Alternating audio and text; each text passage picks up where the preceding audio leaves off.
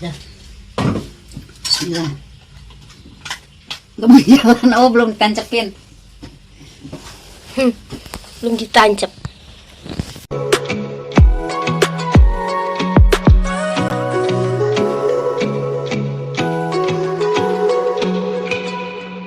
Hai.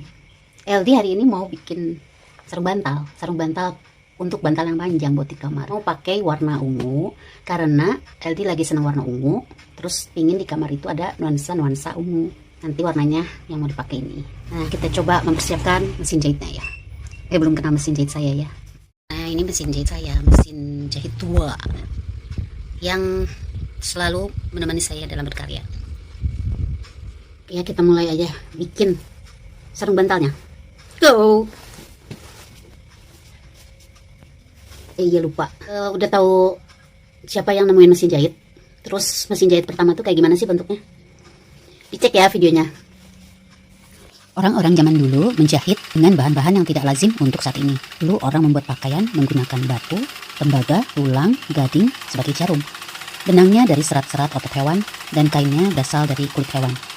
Ditemukan jarum logam yang seperti sekarang pada abad ke-14. Lalu mulai tahun 1755 muncul beberapa penemu mesin jahit, misalnya Charles Wiesenthal, orang Jerman yang tinggal di Inggris. Beliau yang mematenkan jarumnya yang dirancang untuk sebuah mesin, dan itu dianggap sebagai permulaan penemuan mesin jahit. Lalu pada tahun 1790 Thomas Saint, berkebangsaan Inggris, juga orang pertama yang mempatenkan penemuan mesin jahitnya, tapi kurang bisa beroperasi dengan baik. Disusul oleh beberapa orang yang juga menemukan mesin jahit tapi belum bisa dioperasikan, yaitu Balthasar Krams dari Jerman pada tahun 1810, Joseph Madersperger dari Austria pada tahun 1814, dan John Adams Dogie and John Knowles dari Amerika pada tahun 1818. Barthélemy Timonier, seorang berkebangsaan Prancis, pada tahun 1830 menciptakan mesin yang lebih praktis menggunakan satu benang dan sebuah jarum kait.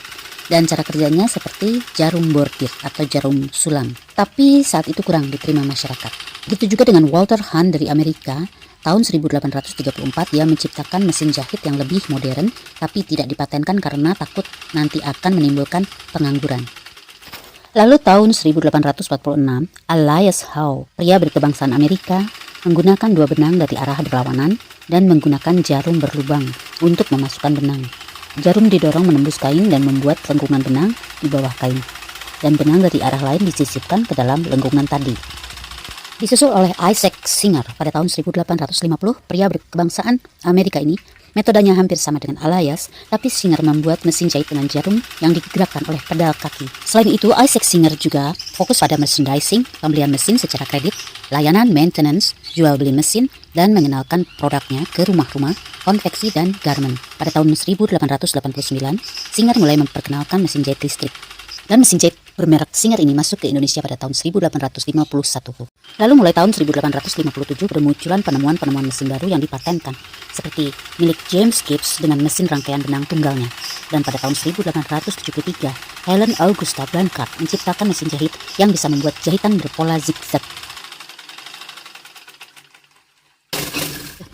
Oke, dan kita cobain ke bantalnya ya. Come on. Finish. Ya gitulah sejarah penemuan mesin jahit. Dan sekarang akhirnya mesin jahit mengalami perkembangan yang asalnya dari model klasik seperti yang punya saya. Selain itu ada juga sih mesin jahit high speed. Mesin jahit ini menggunakan mesin kecepatan tinggi dan sudah memiliki sistem yang sudah lebih lengkap, sehingga lebih efektif dan efisien. Cocok dipakai untuk konveksi. Lalu ada juga mesin jahit otomatik atau digital ya. Mesin ini dibekali oleh sistem komputer dengan kecepatan tinggi. Kita tinggal menekan tombol konfigurasi yang ada di bodi mesinnya, maka kita akan bisa mendapatkan beberapa jenis jahitan juga dari mesin itu. Cocok untuk industri kreatif, sehingga kreativitas kita bisa tersalurkan di situ melalui fitur-fitur yang ada. Mesin jahit obras biasanya kita pakai setelah akhir kegiatan menjahit. Digunakan untuk memperkuat jahitan. Kalau zaman ibu saya dulu, saya diajarin cara menjahit stick balik. Jadi itu semacam obras. Jadi tidak perlu pergi ke tukang obras atau mengobras lagi, sudah sekaligus menjahit dengan sistem stick balik itu. Lalu ada juga mesin lubang kancing. Jadi kalau misalnya kita di kemeja ada kancing ya. Nah ini si lubangnya ini dibuat oleh mesin lubang kancing itu. Jadi dia itu ada pinggirannya, Nanti kita tinggal bolongin aja pakai gunting ya, tapi tidak akan menyobek si kemejanya karena sudah dibikin jahitan oleh mesin pembuat lubang kancing ini. Lalu ada mesin jarum 2 rantai. Jadi dia itu akan menghasilkan 2 garis jahitan. 2 garis jahitan rantai, dan dia elastis dan kuat. Biasanya dipakai untuk konveksi atau garment, pembuatan kaos. Mesin overdeck. Lalu ada mesin overdeck. Itu biasa juga dipakai untuk kaos atau untuk menjahit resleting. Dan yang berikutnya adalah mesin jahit neci.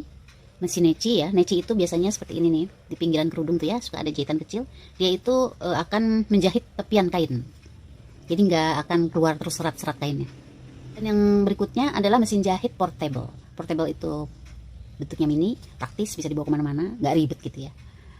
Dan penampilannya juga lucu, unik. Oke, sampai ketemu lagi di cerita LD berikutnya dan kekepoan LD yang berikutnya.